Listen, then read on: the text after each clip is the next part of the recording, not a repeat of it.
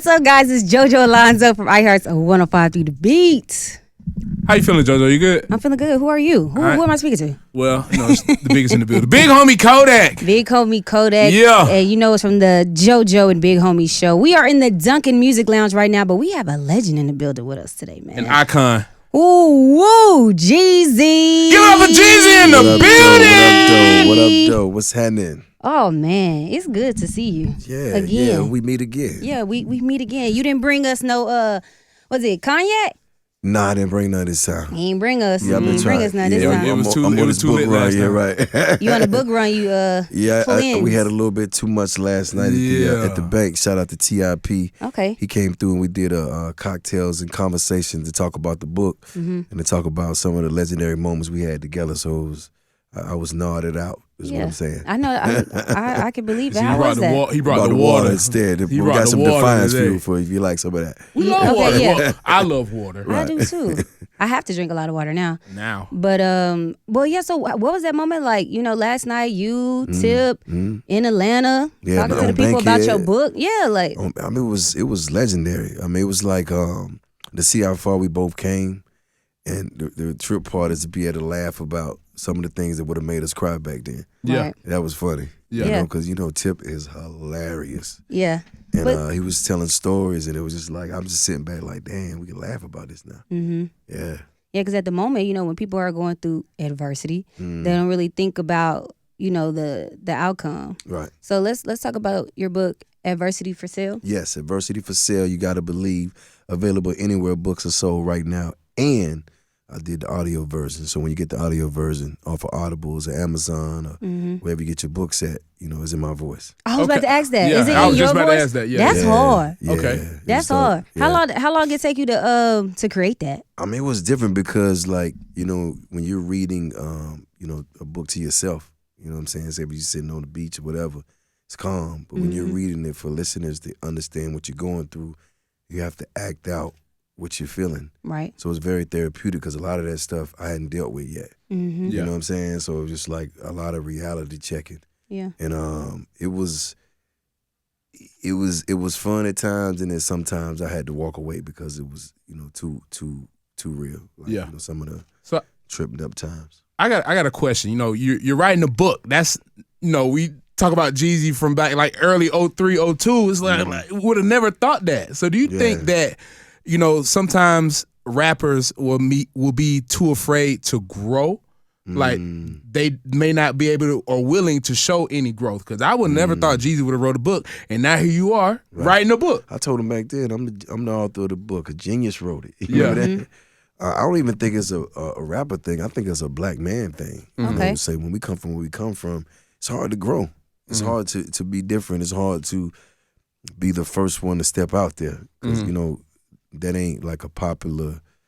that ain't the popular thing to do. Yeah, it's kind of backwards. Like it's cool to stay where you at. Yeah. And if you have any aspirations to do any better, like he different, he changing. Yeah, no, for real. Yeah. And I respect that, but also too, I look at it for what it is. It's just like, but what do you do then?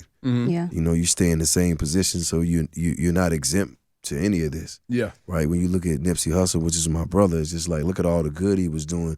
But look how it really was trying to keep it. And then look what it cost him. You have to sit back and you got to go, okay, like, my purpose is bigger than me, so I can't be out here thinking that I'm exempt to things, right? Or not only that, I can't be afraid to grow because if I stay the same, and that's everybody, we like your old music. That's what I made it for. Yeah. Right. Go stream it. Go listen to it. But you can't possibly think after all these years I'm going to be living like that. That's crazy. Yeah. And it's crazy. What's crazy is that people really think that growth is just negative. Like you just gonna like you just gonna change. Oh you yeah, just gonna change. Oh, like, you think you all that? I do, but Yeah. people need to be I like comfortable that saying that. Yeah, I'm too big for certain shit now. Exactly. But Like that's you're not about to be hanging out in front of the mall at West End no it's more. not happening. exactly. But the thing is, that's the reality of it. Your growth and your change makes people uncomfortable, right? Yeah. Because they need you to be who you used to be, so they feel like they're comfortable being themselves. And that's the thing, bro. It's like that's what the whole book is about. It's just like at this point, it ain't no fear. I done been through all this. I have to share where I'm at. Yeah. You know what I'm saying? Because if I don't, who will? Yeah. And a lot of us walk that path that I've walked. that's really had real things go on. And the reality of it is, when people thought I was at the top of my game, at the top of the world, I was at my lowest moment. You would have thought Thug Motivation came out. I'm selling platinum records, but I'm still going through like the worst of the worst. Yeah. And I'm still having to fight through that. And I don't think people understood what was going on in real time. And the reason why I call it Adversities for Sale, because I wanted to talk about my losses, because that's what I learned the most. That's when I learned. Like, so any situations I got in after I started to understand what my losses was, it was easier for me to work through those things, because it was like, now I got the data, I got the information. And even now, writing a book, there's some people who grew with me, right? And they love the music, but they also want to get where you at. They want to meet you where you at. Yeah. And that's who the book is for. Yeah.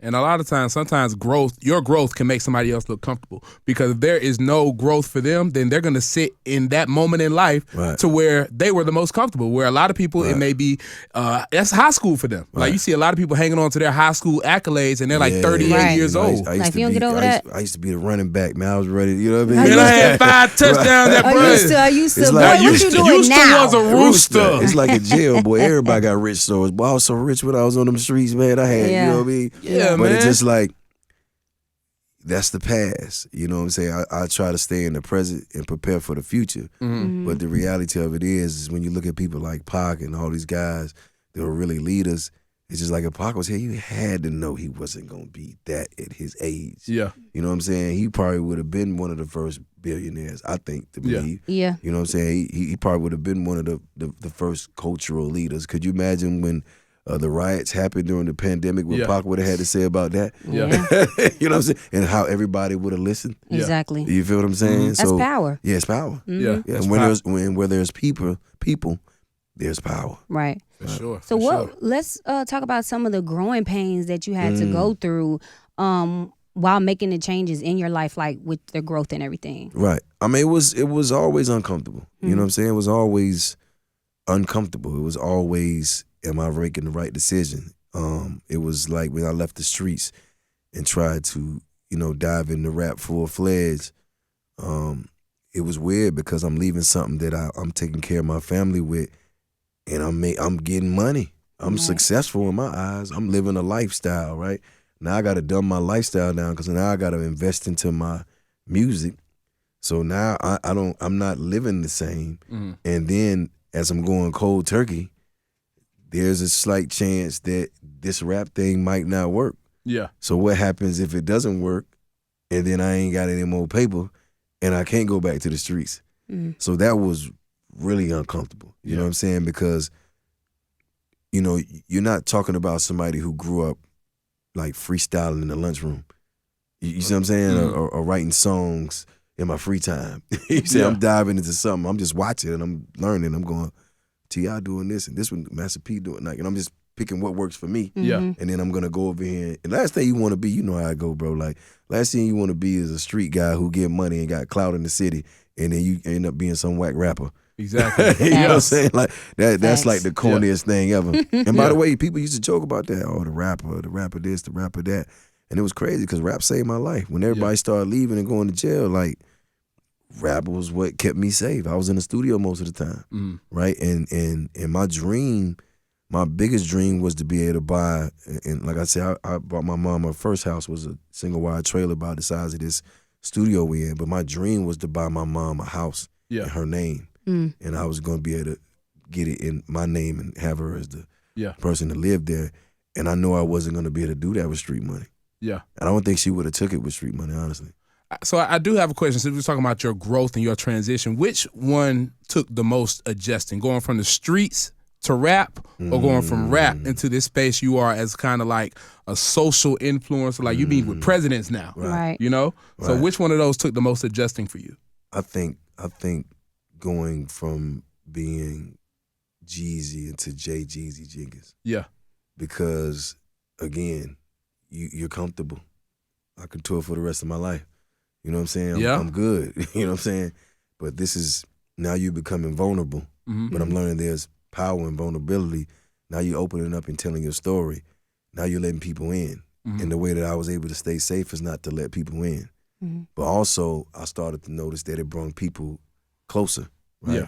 And it wasn't easy at first because I'm having to go into situations again where as an artist, I'm solid. You know what I'm saying? Street guy, I'm solid. Now I'm walking in the boardrooms and they looking at me like, yo, who's this guy with the shades on? Right. It's weird. Like, you know what I'm saying? And you know, attached to that is my reputation. Yeah. Right? Which serves me well in the streets, but it doesn't serve me in the boardroom. Right. Yeah. So it was very confusing because people would have these meetings and think they talking over my head, but I know everything about business because I know everything about the streets. Yeah. Really? So, yeah, because I learned business. It translates well. It's the same thing. It's the same thing, bro. It's real estate ain't no different. You know what I'm saying? Copy them things. It's all the same. You know what I'm saying? I do feel like though it is a little difficult for people that's in the streets, coming from the streets, trying to transition to being from the streets, making money in the streets to business, like trying to figure out the business aspect of it because it's really not that simple. Right. And I'm not in the streets, but shoot, anytime I try to do some type of business shit, I be confused. But the thing is, what you said it right. But coming from the streets into music, it's hard. It used to be hard. Right, because you had to spend so much money, so much time, and so much effort. But with the internet and social media, it's so easy to obtain now. Yeah, you know what I'm saying? Because they uploading and they everywhere in the world. Like you got to think we was passing out mixtapes. Yeah, you know, that mean we had to be there in person. Had street teams, promo teams. Exactly. But the thing about it is, I was practicing financial literacy even back then because I had to learn how to save my money. Yeah, I learned to learn how to re-up, which is investing. Then I had to learn how to hide my money. Yeah, then I had to learn how to, you know what I mean? So you learning all these different things. A CD, right? You learning all these different things. So now, as you're getting into situations, and to your point, you are right. But the difference is now I'm actually able, because of my music success, right, that I'm actually able to rub elbows with people who know the other shit. Yeah. They know what I should be investing in. They know who I should have as a lawyer. So now I'm able to have these conversations, take what I learned from the streets, use my discernment, and then make my decisions. Yeah. You know what I'm saying? But I'm not just going by what nobody telling me, because don't get it wrong, these corporate people are crooks too. Yeah. Oh yeah. If you don't know what you're doing, you walk in there, they will take your money. Sharks. It's like it's like riding without a gun. Yeah. You know what I'm saying? It's so many investments I got in early on that I kept trying to figure out why I was losing because I wasn't learning enough. And that goes back to adversity. You know, you get burnt a few times. Now you got to go pick out them books. You got to go read. Yeah. You got to sit down. You got to ask questions. You know what I'm saying? You got to get mentors now. Absolutely. You know what I'm saying? And I love TD Jakes. I always say, man, how your business so good? He said, that's the problem, man. He thought I was a pastor. I was a businessman before I was a pastor. Yeah. Okay. I respect that. For sure. Yeah. We speaking on mentors. Was there anyone that mentored you growing up in the streets and in the industry now? If I say mentor, therapist, and everything, it was Tupac. Okay. Like I actually really like people listen to the music to enjoy it. It was religion to me. It's like how it's how I'm processing. It's how I'm, getting through things. Right. So what he said resonated to me. Now, mind you, nowadays I do have mentors. I do deal with the TD Jakes and the Steve Harveys of the world, and the Tony Robbins and the Robert Greens and the John Maxwells, and not just the name call, but these are people that I've watched their careers and I understand that they made some solid, sound decisions. So as I'm able to get in the room with them, that gives me more knowledge to put in things like my book and give it back to the culture, because you had to know when I wrote The Recession, I didn't know what a recession was. I just happened to be at a table with some people that had a lot of money. They was eating some expensive food. They was really worried about what was about to happen. Yeah, and I'm like, why y'all, what's going on? It's like, the recession. I didn't even know. I had to go in the back and Google it because I didn't want to look crazy. Yeah. Right? And I was like, oh, wow. So tell me about it. And we just started talking. They telling me, and I'm just like, so now I'm thinking, I know what a recession is. A recession is a drought, but on the money. And that's crazy. That's definitely my second favorite album from you. Sure. But that's a drought on the money. So I'm like, how do I put it in the art to let people know what's coming? Right. And now I'm starting to look at politics and understand what's going on. And you talking about somebody a year before that, I didn't even know what day of the week or the day of the month it was, because I was that caught up in what I was doing. So now when you hear records like My President is Black, it's because I'm believing this now. I'm like, Barack Obama is going to win this. There is no way he's not going to walk away and be our president, right? And now I'm writing this record and I'm putting it out, and my team is going, man, the elections ain't until 4 months. Why would you put that out? Like, what if he loses? He's going to win. And so you wrote that on good faith? I wrote that because I believe. Yeah. There was no other way. Exactly. There was no other way. And that's how I be too. And I know who I know. You know. I don't even be like, I be thinking that maybe we should. I be like, no, we should. Yeah. Because this is going to happen. This is going to happen. Yeah. And when he won, I never forget it. It was like, I came outside and where were you? I was at one of my people's house over on Camp Creek. Okay. And I was in my blue Lambo that day, and he was all sitting down, and he won. I jumped in the car, put the doors up, drove. When I got to Peachtree, let the doors up, blasting the music. Everybody's like, "We did it, Jeezy." I'm like, I ain't did shit, but yeah, but I was in college when they came, and I remember Clark Atlanta was lit. And then I remember going to the inauguration, and because I had Nas on the song, and I remember Jay-Z called me. He was like, "I got something for you tonight," and we was at the inauguration party at this club called Love in D.C. It's like Jay-Z, Beyonce, Tip, everybody in there. And Jay-Z performed his verse for My President's Back. I had never heard it. And I was doing the song, and Lenny S., which was his guy, knew where to cut it at and let the instrumental play. And I'm looking at Jay-Z rap his My President verse. It's like surreal to me. Yeah, that's crazy. Like, yo, this is great. And again, if I didn't believe, that moment would have never happened. Yeah. Because it was this close to get me to take that record off the album, just like Soul Survivor. Yeah. Same thing. I went against Soul Survivor for the grain. I'm like, there's no way I'm putting this on TM 101. Yeah. Because I thought Trap or Die was the single. Yeah. But again, Shakir Stewart, which was my mentor and my good friend, long live him, he was like, bro, is this?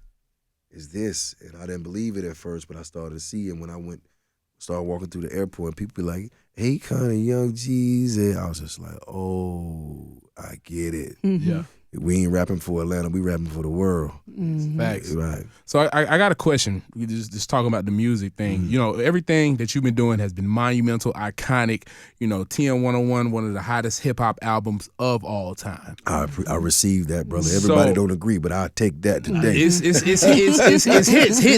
There's no skips on there. Right. But right now in music, I feel like there's been an overabundance on leaning on the sound from that time, like with samples and everything right now. So you said sounds from that time. Sounds from that time, and like, you know, with the samples that we're hearing right now, these are songs that were hot back then.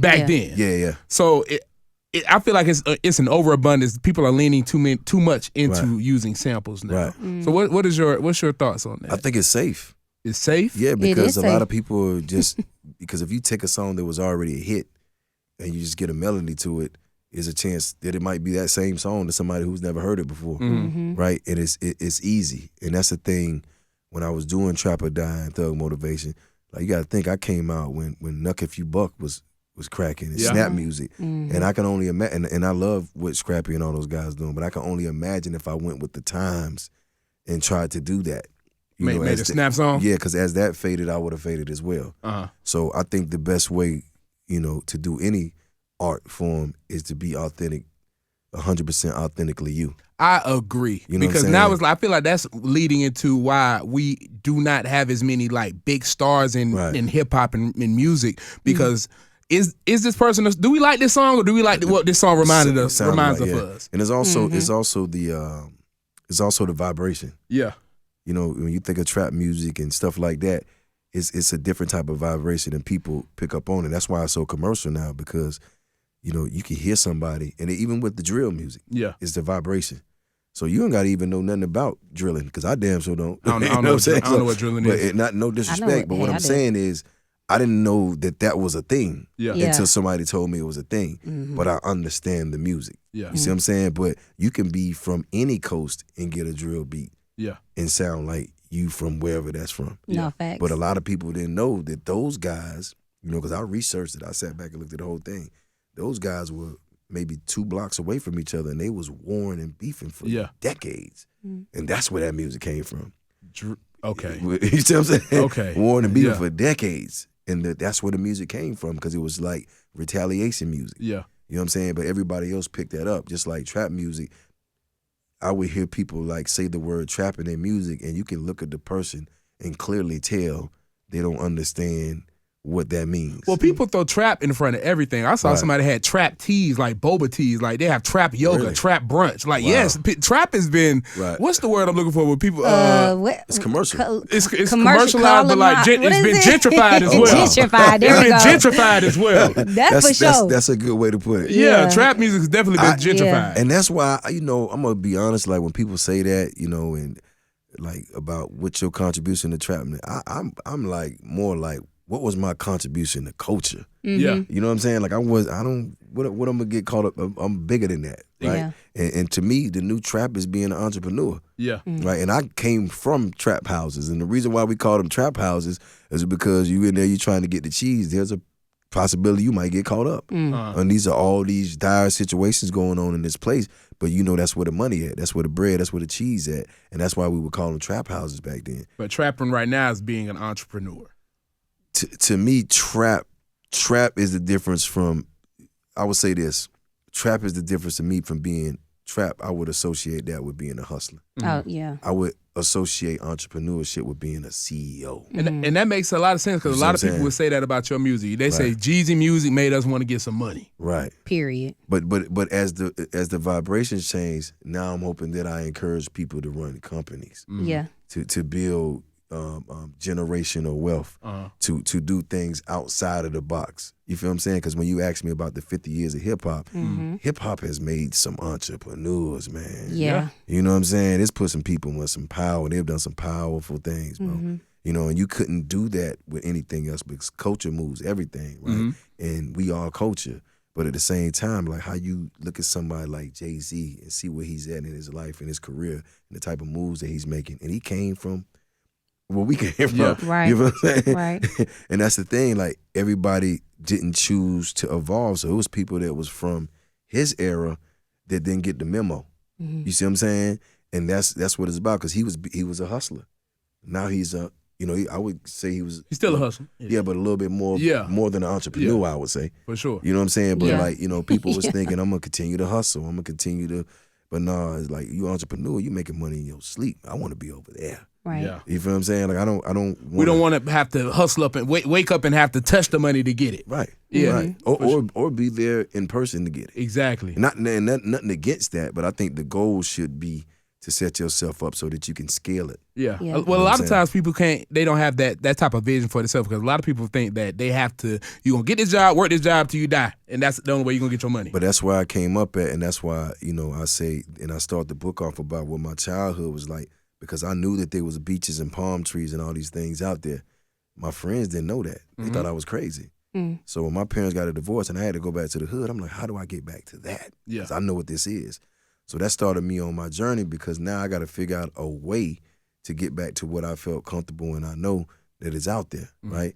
And that's what led me to the streets, because I'm not going to get that at no factory job. Yeah. I'm not going to get that working behind nobody's counter. Yeah. Yeah. You feel what I'm saying?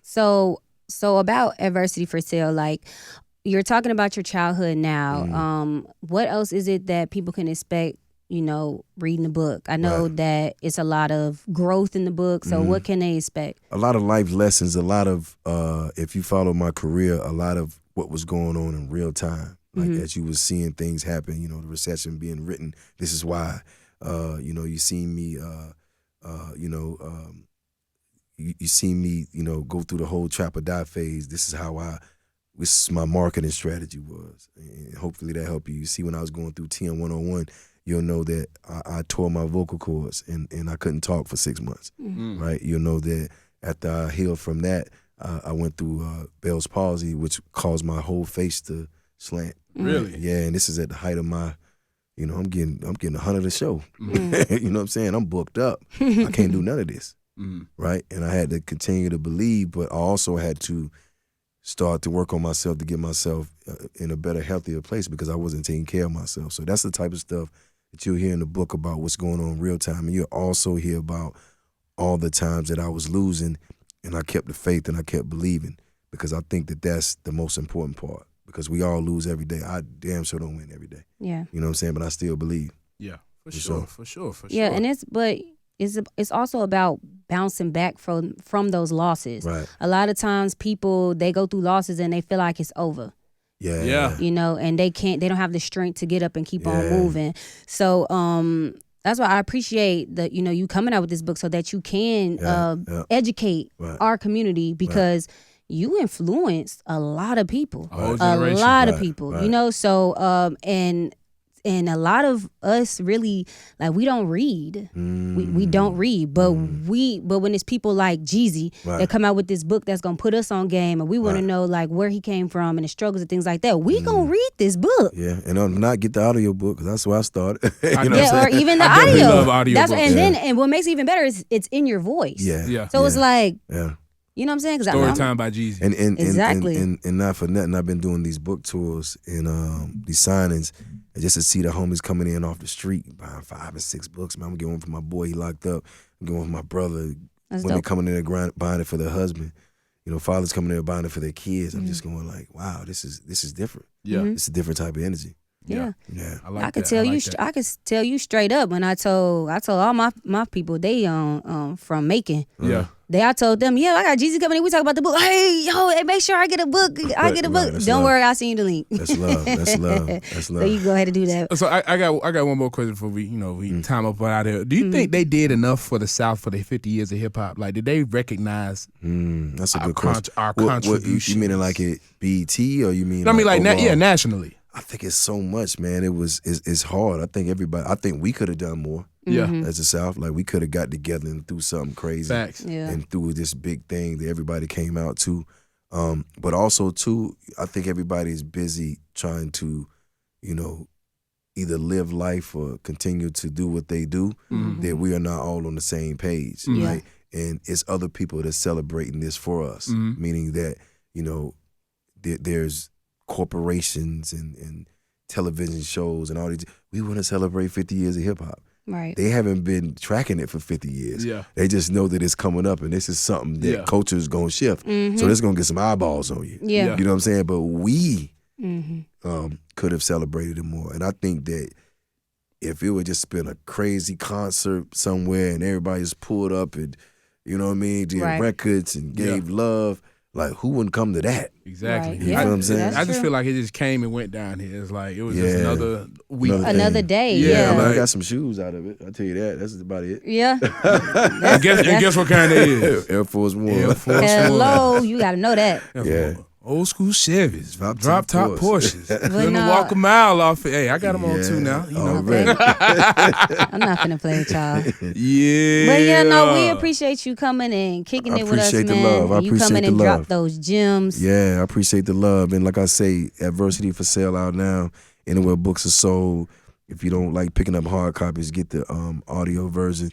But this book is to let you know, man, I don't care how much you're losing out there. Just know when you win, you got to be ready, and it's never too late. Homieisms. That's definitely a big one. I tell people that all the time. Like, you only lose when you stop trying. They can't take you out the game if you on the field. Like that. People get tired. People get tired. They get worn down. Adversity is smacking them in the face.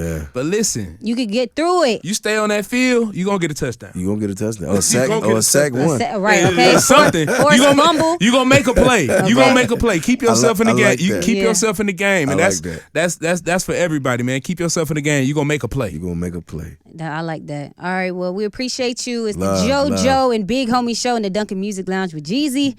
We out. Yeah.